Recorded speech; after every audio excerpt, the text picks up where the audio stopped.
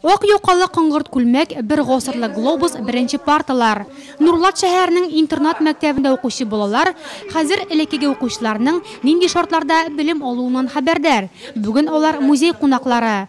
Кызлар фотосурәтләр янында мәш килсә, егетләр кызыксынып сугыш әсбапларын күзәтә. Очень интересные школьные формы одевали наши родители. Особенно мне понравились старинные фотографии нашего города.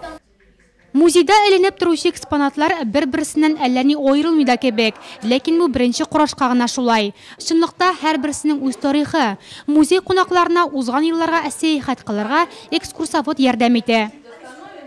Я очень рад, что мы пришли в музей. Мне особенно понравился мотоцикл. Он самый первый мотоцикл, и я хочу на нем прокатиться. Для всех возрастных категорий у меня каждая методическая разработка есть. И Музейга килгән һәр яшь категориясе өчен аерым эшләү методикам бар. Мәктәпкәчә яшьтәге балалар өчен бу беренче экскурсия. Шуңа да аны истә калырлык итәргә кирәк.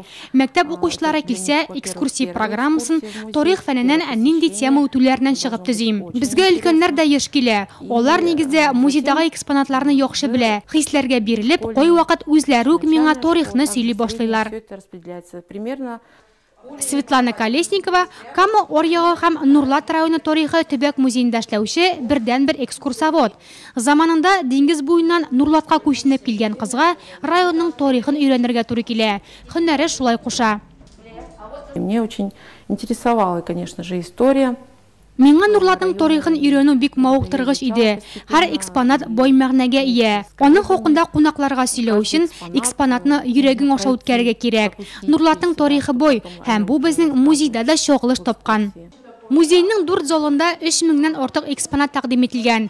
Тагын 5000 ләбе фондта. Аларны махсус фонд күргәзмәләрендә күрергә була.